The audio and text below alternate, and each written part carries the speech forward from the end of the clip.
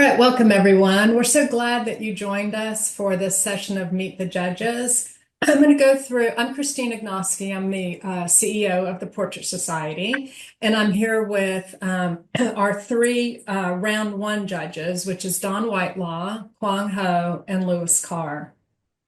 I'm going to show you a brief PowerPoint that I've put together about some of the details for the competition.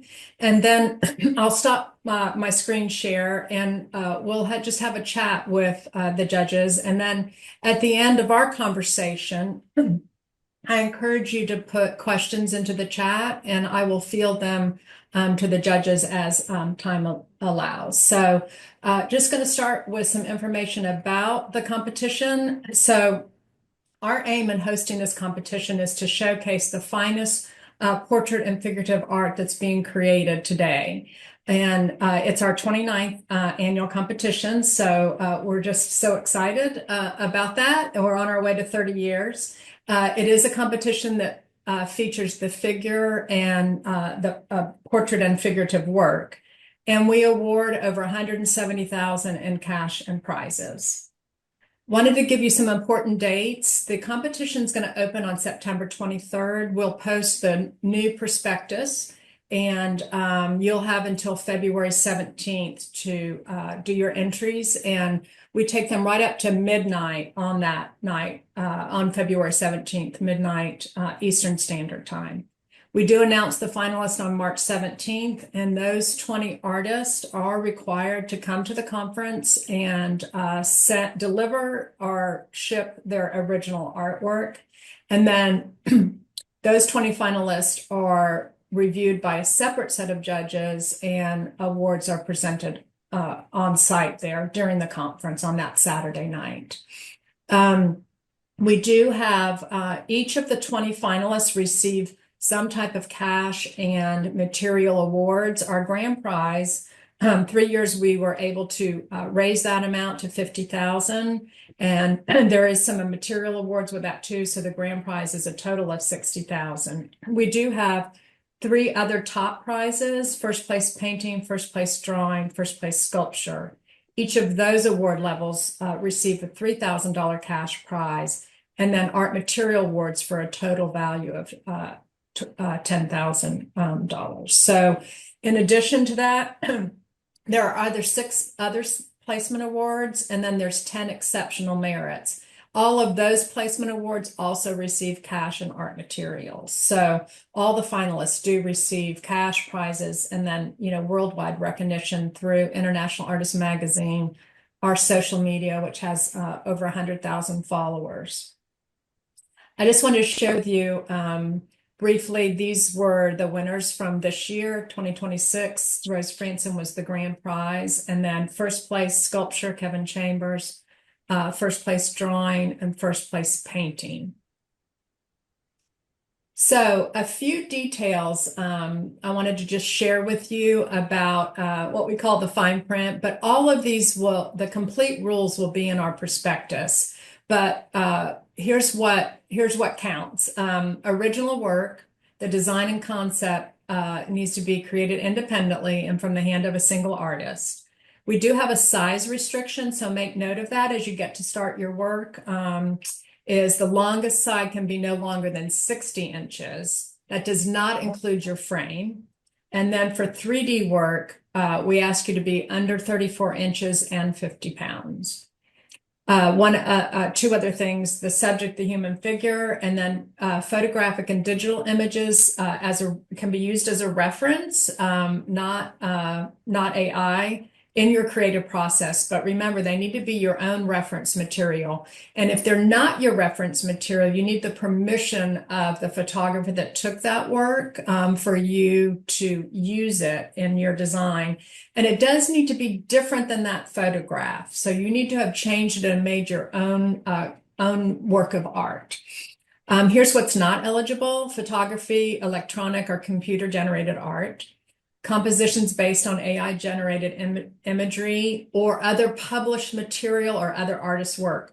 Those are not considered original compositions. If you've copied another painting, that is not your original design.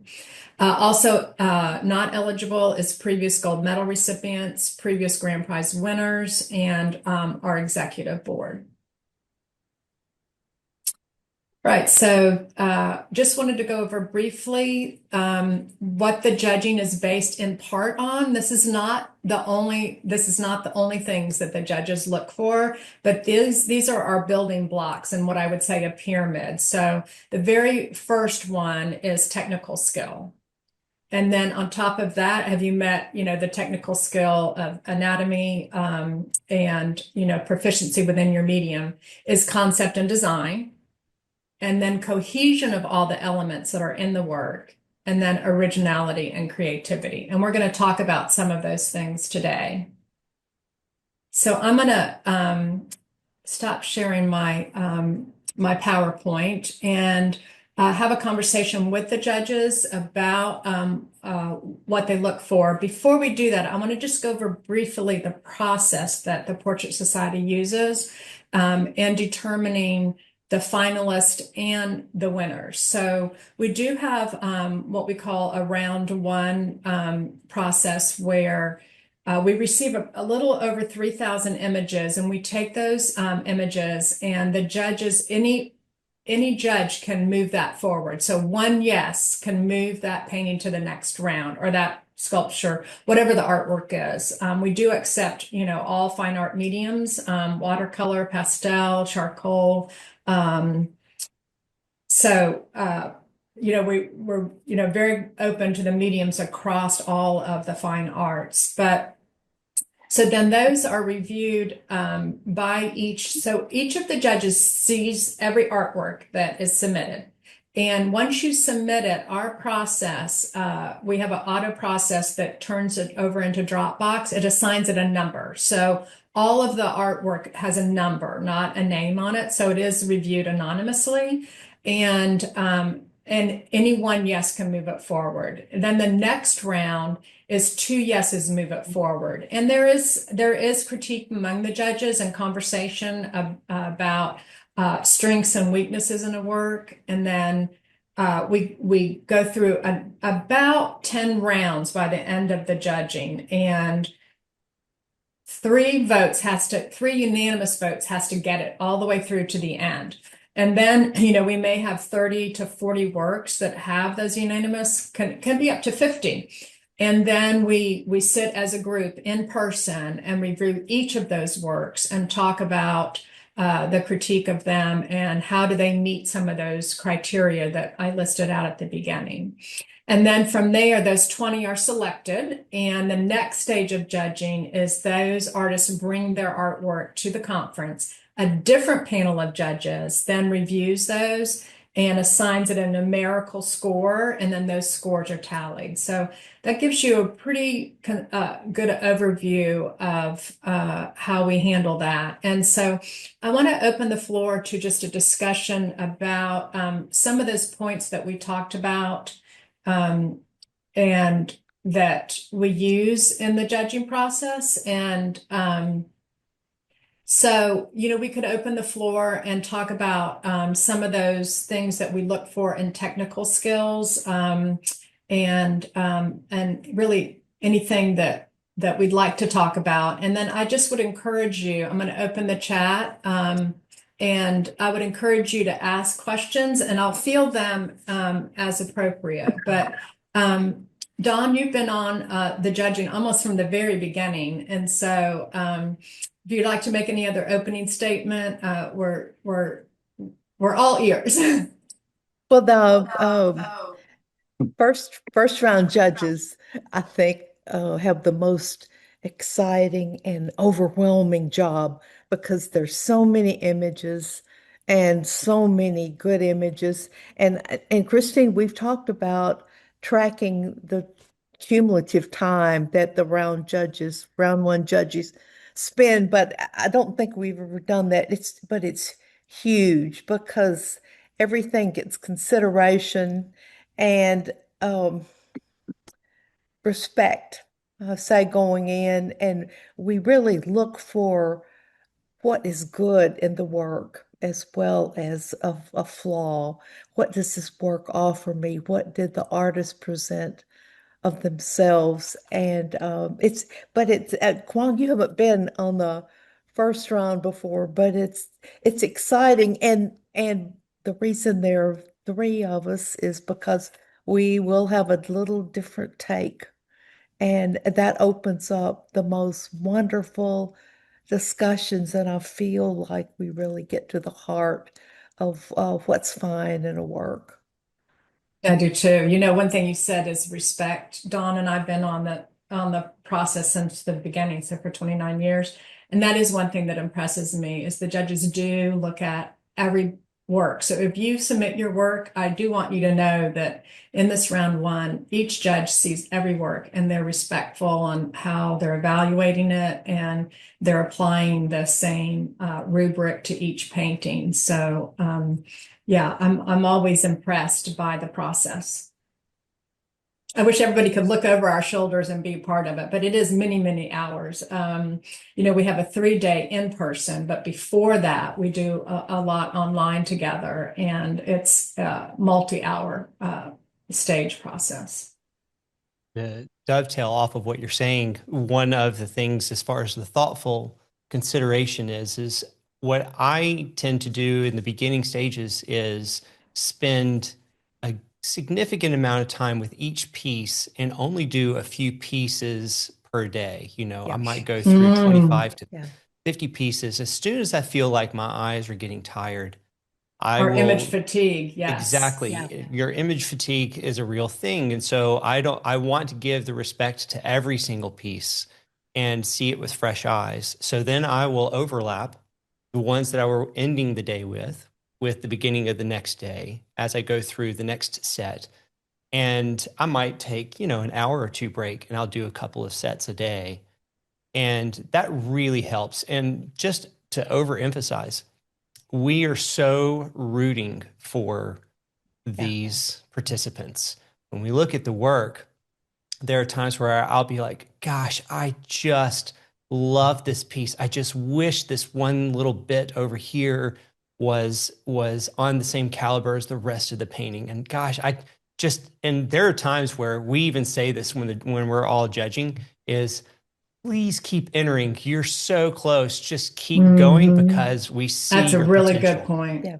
hmm Yeah, that's really great, Louis. I think it's so it's a difficult job actually, and when you have 3,000 pieces, the ones that you can recognize right away the ones that are highly technical and the ones that aren't as highly technically done will drop away a little bit. So it comes down to the last few hundreds and then 100, and then it becomes really difficult to sort through those. And then you start picking, well, that's why when Christine showed the chart, the first thing that comes up is technical ability, right?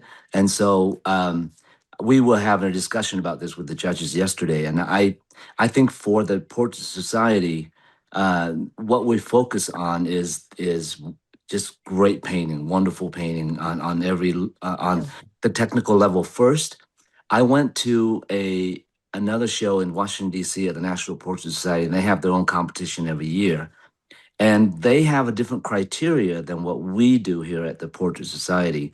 They look for things that are socially relevant and tech and concept first.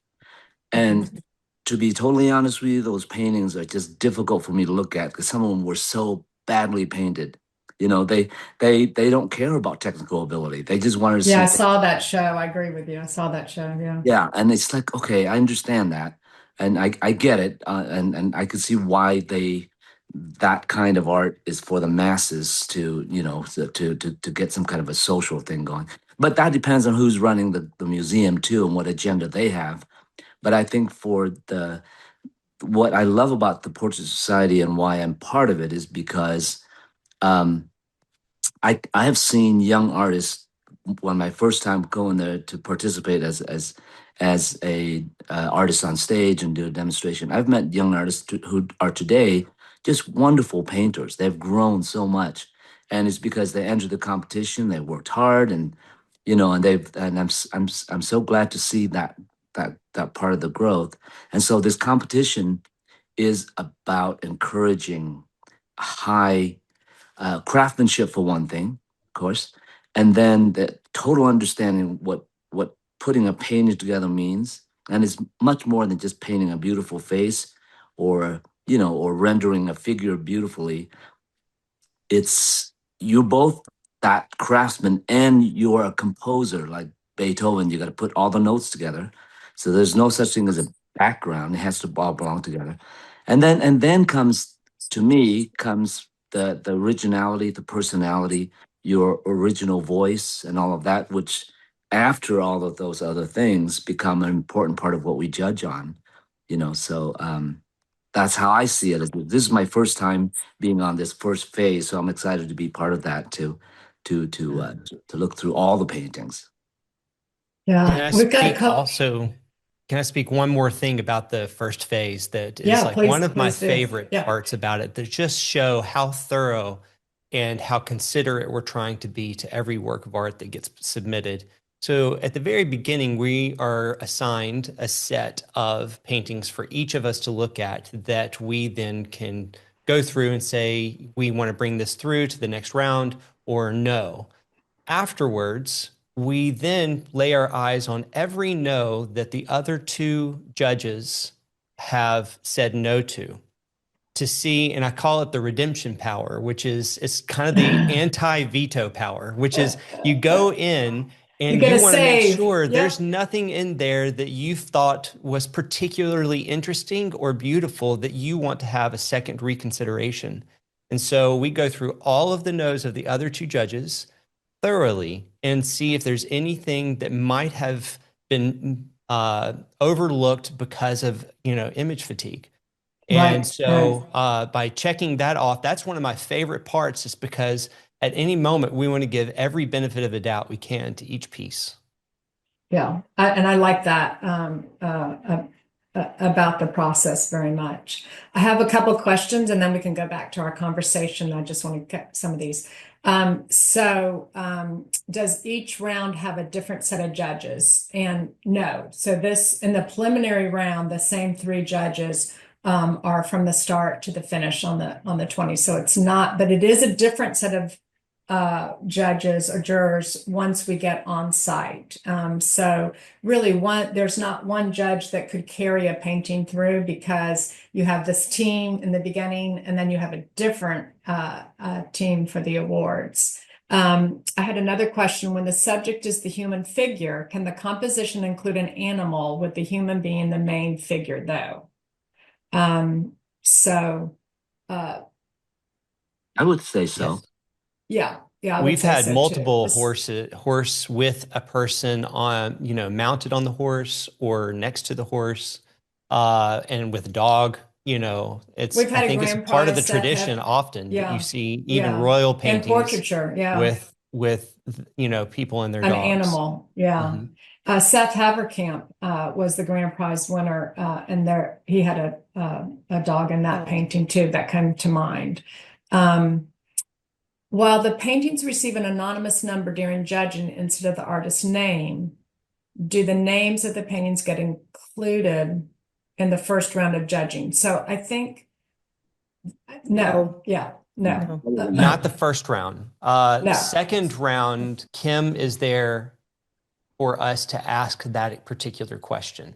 So size or yes, medium. We do size, review medium, but that. Yes. they do. You don't have the title as well. I feel like I remember. Okay, maybe The I'm wrong. title is in there, but I think we rarely refer to it. Mostly we refer to size and medium, if there's a question about that. And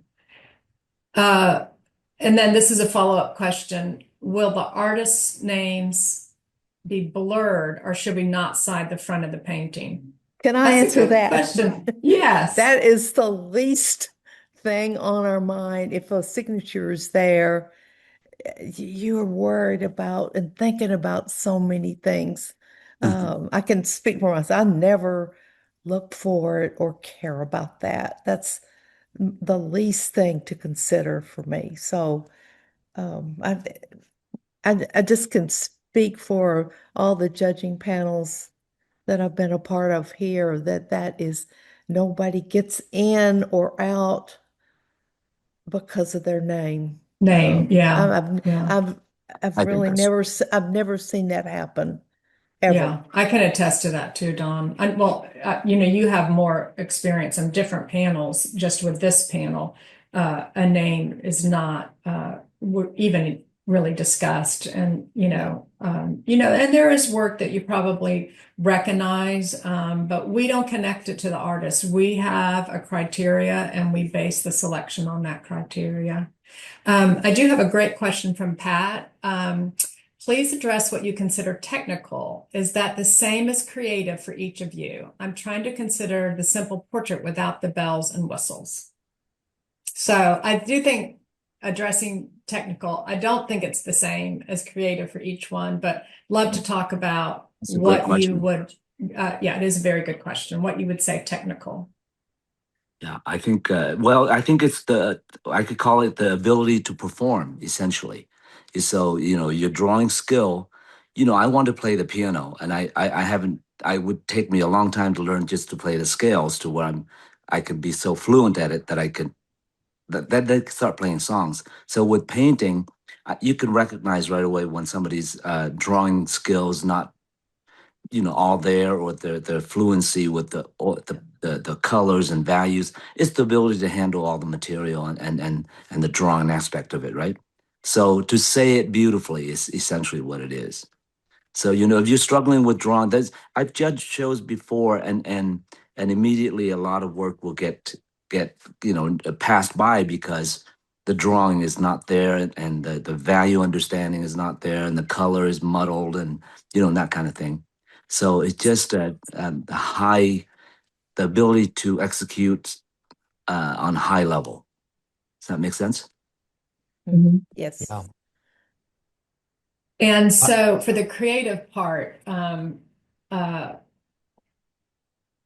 Kwong, because we talked about yesterday on our sort of our prep call, we talked about those, the levels Yes. and the technical and concept and design and cohesion and then originality, sort of almost like a pyramid. And so, you have to get this right, but all the other things need to, come into play after that is met. Right. Well, if I may, I would say creativity for me, there's two levels to it. One is the creative use of color and value and texture, is the creative use of the visual elements.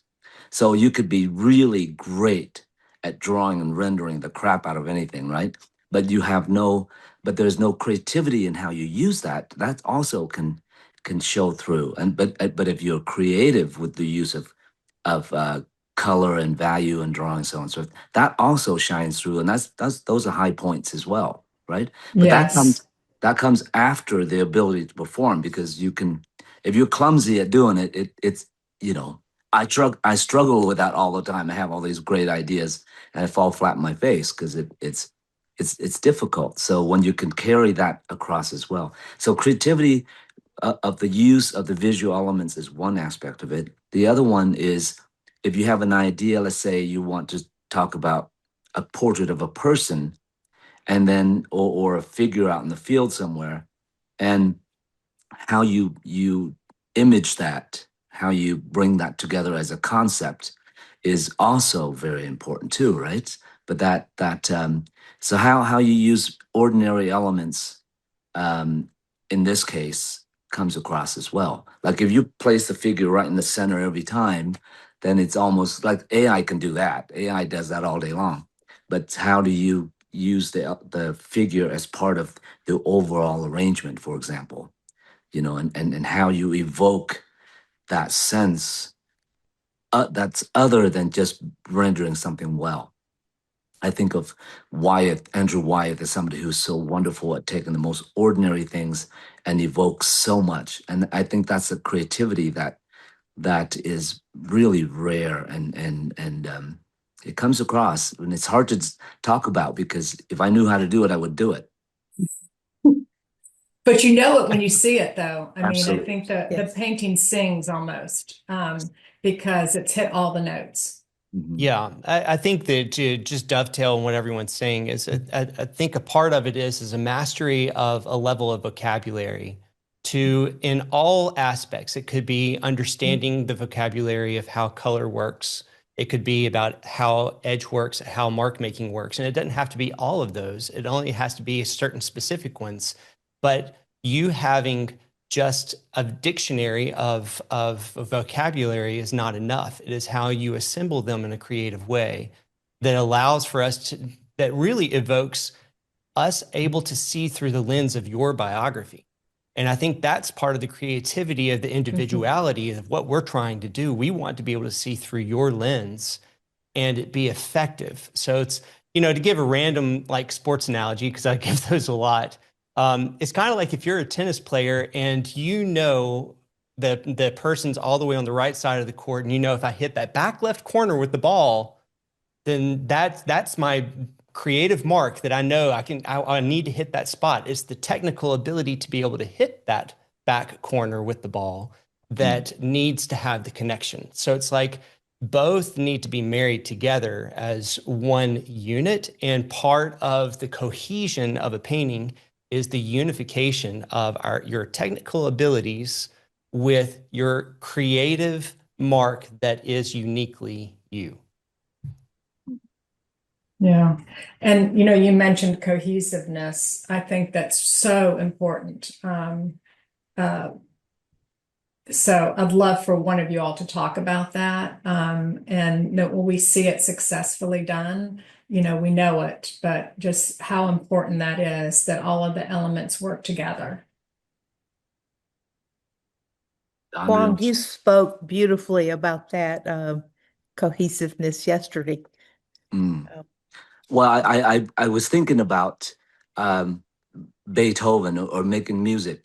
When you're painting, the way that the symphony works is you don't build a whole symphony around just one little phrase. If you have a really great ditty, it's great. But if you can compose it and make the whole thing move, so every element in that piece becomes part of the symphony and it flows beautifully.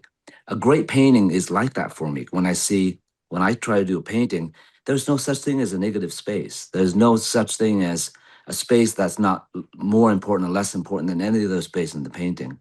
So if you're doing a painting and you're using these impressionist brushstrokes and you're not aware of it, next thing you know, in the background, you kind of scribble and leave it to do whatever, and there's no cohesiveness there, and then it doesn't quite work, and that takes a level of maturity and understanding about how to craft a painting. And you got to remember, this competition is about the highest level of painting. We want to award the highest level of thinking and painting and execution.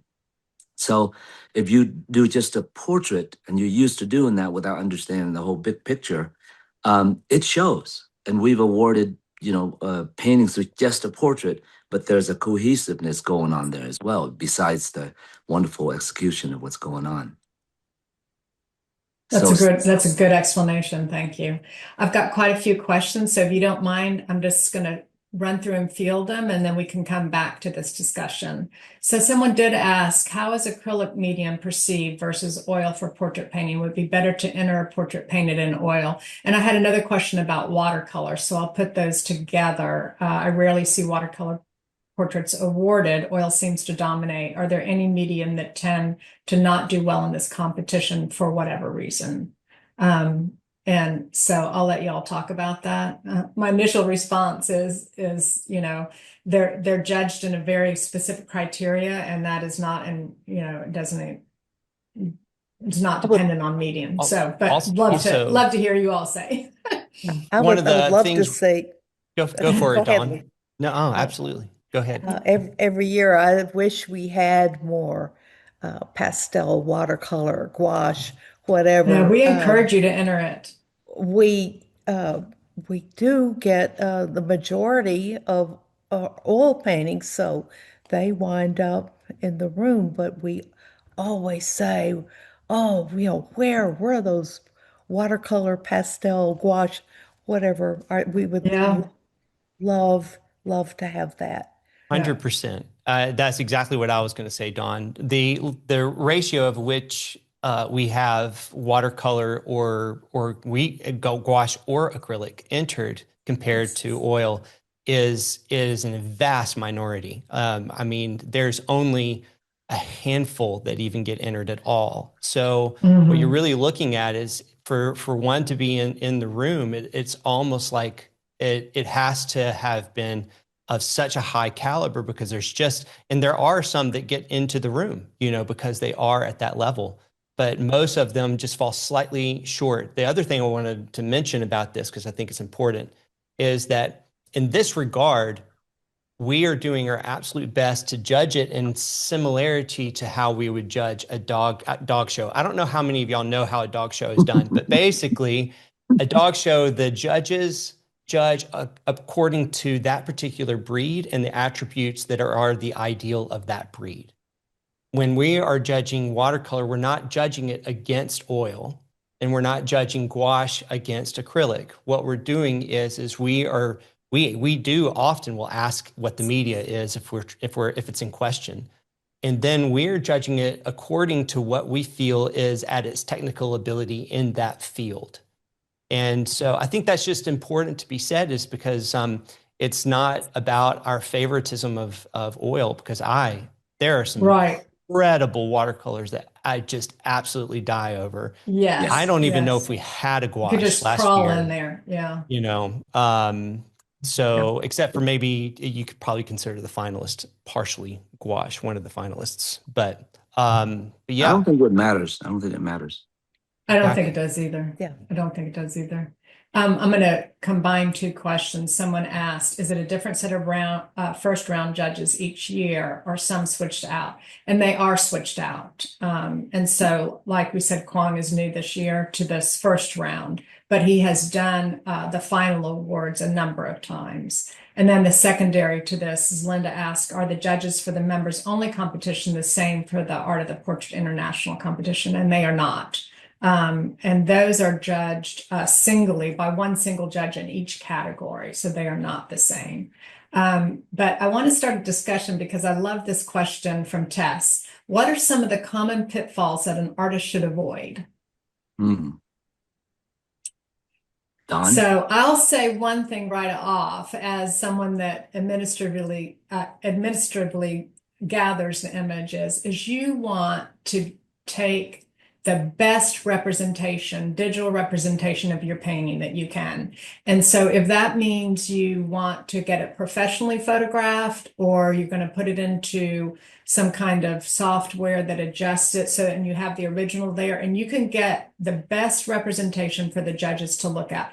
That is the number one thing to me that you want to do to increase your chances. And don't send it in a frame. We just want to see the artwork itself. And but I'm sure that there are other pitfalls that you all could share. We didn't talk about this, but it's a good question to say.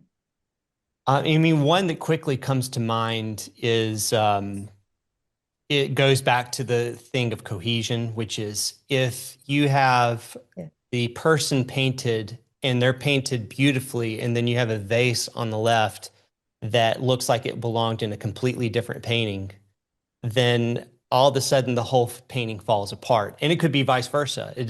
Regardless, if all the elements of the piece aren't reinforcing each other and supporting each other in the painting, then all of a sudden the thing falls apart very quickly. So yeah, I think that has to be almost, Louis, the number one thing, because, like you said, you have this beautiful work, and then you go down and they haven't finished the hand or treated it the same way the rest of it is. And those are things that can stop the judge from moving it forward. Because you have to remember there's 3,000 images and we only pick 20. So you want to look at your work with a critical eye and make sure that you've hit on all of these points. Also, and there's a way to make it look unfinished with it still being cohesive. And there's ways where we absolutely, all of us have a trained eye enough to know if we see something and all of a sudden it looks like you kind of are like, I don't really know what to do here, so I'm going to kind of just, flub it up. It's kind of like when you have like when you're writing out a word and it has an E and an I in it, and you're not sure which one's going where, so you put the dot of the I kind of in the middle because you're like, well, maybe they just won't know, No, it's one of those things you kind of we see it when you're indecisive, if or even if it feels indecisive, if it doesn't feel intentional with the cohesion of the piece, then that's sort of a hallmark for something that gets cut pretty quick. One conversation that comes up a lot, Louis, following up on that, is where the background seems to be not considered. I mean, Mm. there's something back there, but it doesn't feel it feels like a throwaway and not considered. And we've had those conversations that the figure is so nice, but looks like the background was just leftover Mhm. territory to the artist. That's something that comes up a bit. Mhm. And that, Don, you in some ways you just gave a wonderful painting lesson right then and there. Because I mean Mhm. that takes maturity for an artist Mhm. to grow. I remember that when I spent most of my time learning how to paint a face and never understood the background. And then one day I understood the background, and then everything changes, right? So, for an artist, if you start thinking what Don just said, if you think about it now and go look at paintings and see how to solve that, she just gave you a little lesson right there. And Yeah. that is something we judge on. And of course, we are selecting the highest level. So people who understand that are more likely to rise to the top. I did have a question from someone, and I think it's interesting. I don't know the process that we could do this, but this John asked, would it be too burdensome for the judges to let artists near the top of the cutoff, but not having made the final round, know where they stand? In other words, it would be nice to know if you were 25th or 2500th. So it can help make a decision if you're way off base or if you're close to what the judges.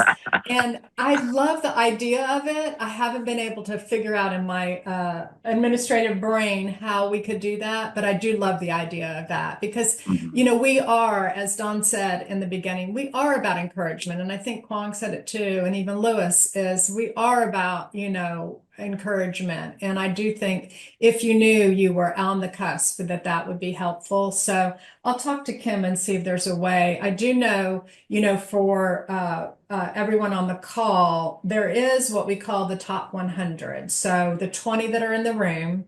And then there are 30 certificates. And then there is a group called the 50 Select. So, you do know if you're in the 100th. I think it would be nice maybe if we could do the next 100, but I don't know exactly how that would work administratively. But we'll work on that since that was asked a couple times in the chat. Is there any way to get feedback?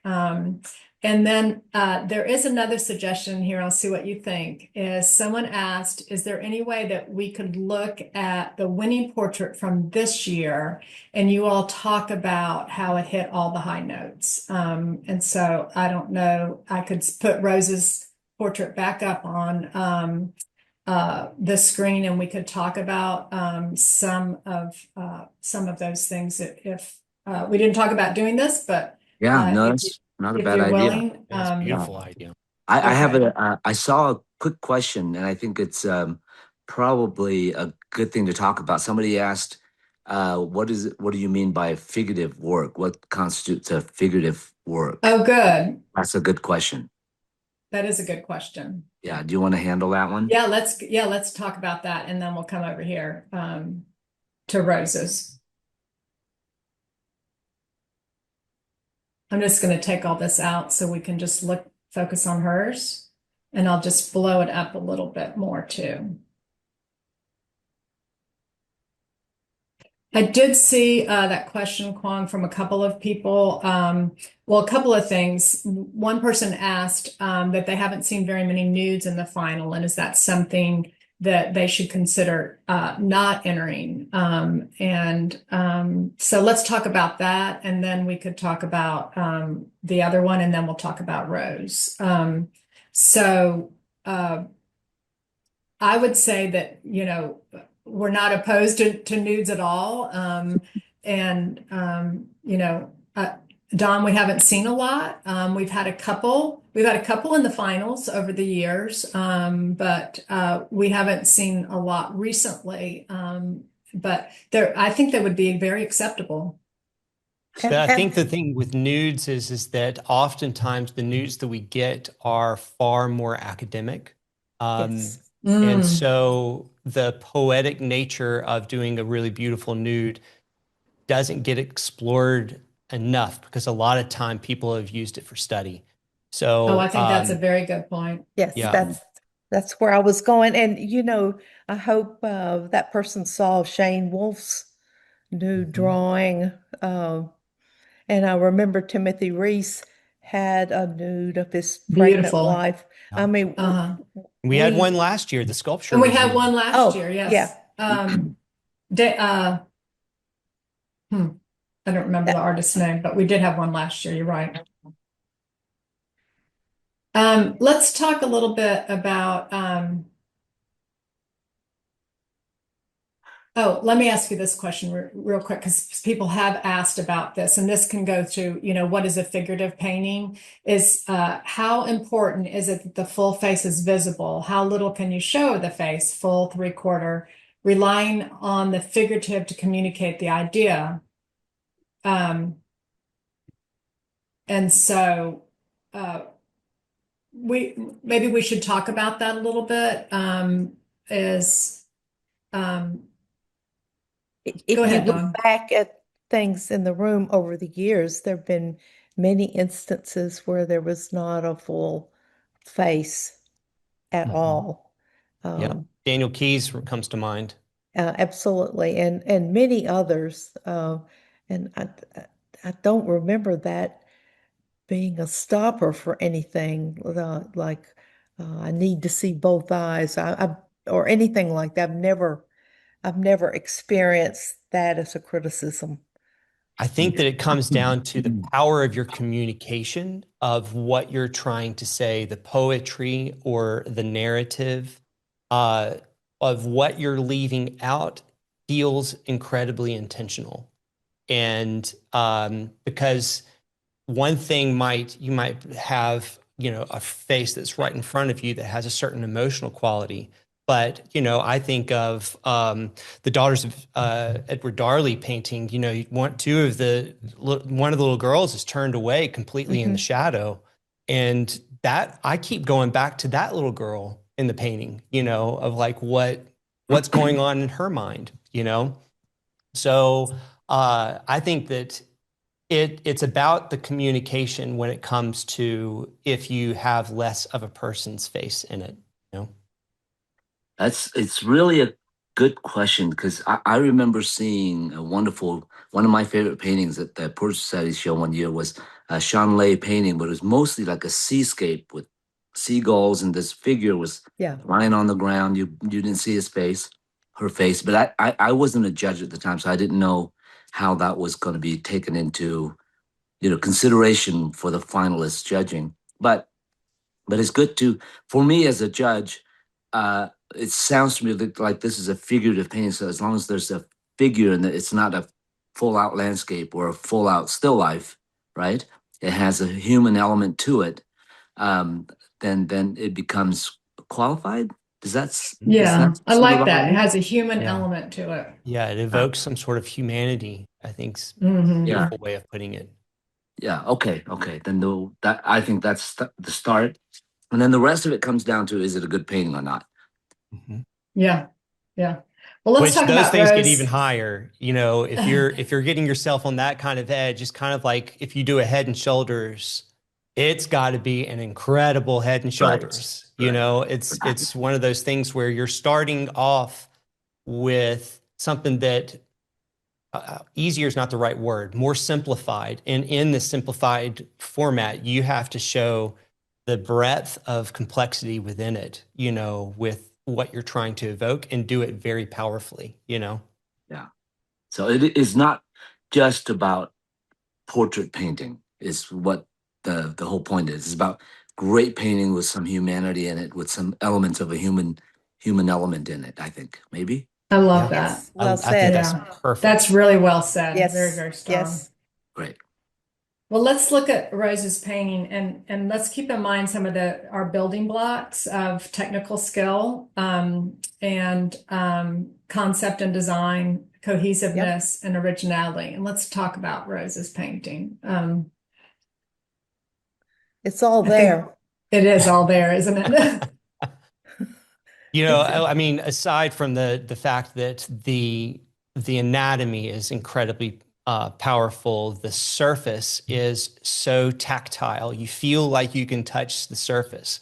The color harmony balance in this painting is absolutely incredible. Even though it's a limited palette in the sense that it all has one direction, but at the same time, the complexity and how it's arranged. You know, there's a law in color theory that talks about the 60-30-10, and it's the idea of a large portion of elements taking over and dominating the painting as the one cohesive element, and then you have 30% and 10% that are supporting that. And I mean, this is used in all forms of everything from interior design to graphic design to painting. And this balance of, say, the yellow and the green to blue relationship is playing with that whole idea, but it's also playing with the whole idea in its negative space to positive space. And this goes back to what Quang was saying. The negative space is just as interesting, even though it's simplified. It's just as interesting as what's happening in the positive space, but it doesn't take away from the positive space. It reinforces it. You know, I could keep going, but I want to make sure everybody else gets a chance to give their thoughts too. Well, I think you can keep going.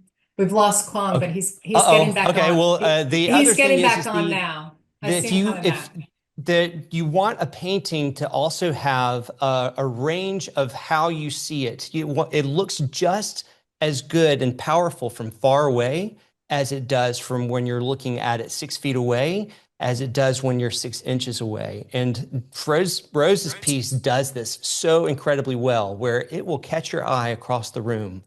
But then when you go and actually drink it in 6 feet away, you get the narrative, you get an emotional quality, you understand. But then you go and you just like step up really close and you see how she has played with the broken color, played with the brushwork. The brushwork is unique, but at the same time is balanced throughout the entire painting. All of those elements are harmonizing together, all into saying one unified story. And I think that's why it slaps me sideways when I look at it, because there's no fault in it in any place, you know. Mhm. Yeah, I agree. Am I back on? Yes, You're you back are. on, Yes. Quang. Okay. Yes. Go ahead, Don. Do you have something about that? No, I just was gonna say ditto to Ditto, Lewis's. Yeah. absolutely. Well, I think that uh, above and beyond the technical ability that Rose has, and she's such a pro, but this painting has such humanity. That man, Yeah. Yeah. you know, he just you just feel like, you know, she didn't romanticize who he was. There's this element of being totally honest and real about who he was, who he is. And then that shaft of light that cuts across his face and the walls, like, who dares to do that and pull it Right. off? Like, you could see this is an understanding about painting on a very high level, where the way she painted what's in that strip of light is not at all anywhere else in the whole painting. So the whole rest of the painting stays in this shadow relative to that light. And that is that's really amazing. That's being able to handle values and color in such a way to convey that idea, Yeah. and not being tedious about it is absolutely amazing. Yeah. So she's got there's so much to say about this painting. If you take that light away, there's a secondary light that's illuminating him and the wall and the door that feels like a soft light. That's a secondary light, and then you have this shaft of light that all of that is keyed against. It's crazy. Yeah. I Yeah. mean, Rose could pull that off. And that goes back to that whole 60-30-10 idea, which is the 10 is that bit of light. It's the accent. It's not dominating the piece, but it's also so strategically placed right over across his eyes. But the range that you need to understand and control your values to make sure to pull off the power of believing that light coming from a golden hour slit of sunlight coming through Yeah. is incredibly difficult and is just expertly done. Mm. Yeah, everything's right about this painting. Mm. All right, I'm going to stop sharing this, and then I'm going to look and see if there's any other questions that I can ask. And we've been almost on an hour, which I think is great. You know, our effort in doing this was so that, oh, Quang, your camera is off. Can you see the spot to turn it on? Someone asked to see you. Oh, you don't want to see me. They did, actually. I don't see it I don't see it at all. Huh, Also, sorry. I want to over-iterate something that I said in that piece, which is if you want to think about something that would help you go, is it working?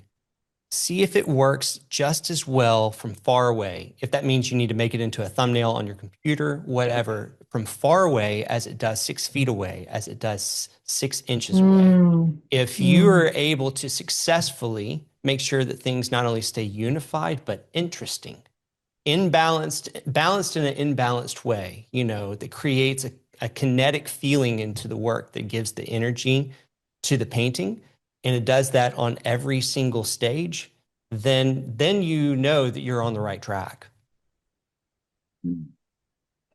All right, well, I'm going to ask each of you if you want to just add some closing comment before we sign off. I'd love to hear. Dawn? I did see a question go by about style, and I'm not sure I remember it exactly, but was photorealism favored over impressionism? Absolutely not. But honestly, we can only work with what people send in. So we would love to see a variety of styles, but it is not, it is, I'm speaking with it's more not- authority than I have, Yes, but in my yes. experience has been that style has not been the thing A that gives factor, something an yeah. award or not at Yeah, all. that's been consistent with what I've seen with winners. That has not mattered at all. It just, how well the final thing is, right? Yeah. And we would I think, hope to see that diversity. oh, Yes. absolutely. Yeah, Yeah. yeah. It doesn't matter You know? the style. The style is your handwriting and your way of seeing the world. And that's legitimate for you to explore. And, you know, I, you know, in closing, I would just say, I just wish the best for all of you. I just want to encourage you. This should elevate you to try to do your best work, and that's how you grow as an artist. And that in itself is what makes this competition so great. Whether you win or not, you know, um, that's Striving, so yeah, subjective, right? And yeah. so that's why I love the Portrait Society so much. Is that it elevates everybody. It does. If you want to be a good artist, this community is really wonderful, and these competitions are great. And I know you put a lot of heart and soul into it, and so we'll try to do our best to be right by it. But it's a very subjective process, so we do the best we can. But good luck. So Judy, I'll end on this. Judy said, thank you all for doing this. So yes, thank you for taking your time to do this and, encouraging everyone because I know there's a lot of artists that have entered multiple times and it's hard to get a no. But for the most part, the artists that I hear from is that they take the no and, tuck it under their arm and then say, I'm going to do, better. I'm going to enter something, that's just really hits all of those marks. So, don't take your no, too discouraging, although I know that's difficult to do. Yeah. So, well, thank you all for your time. We really appreciate you sharing your expertise and your thoughts on the judging. And we actually also appreciate the time that you take in reviewing it, because it is quite a time endeavor. And appreciate it very much. So, Thank you, everyone. Good all luck, right. everybody. Thanks so much.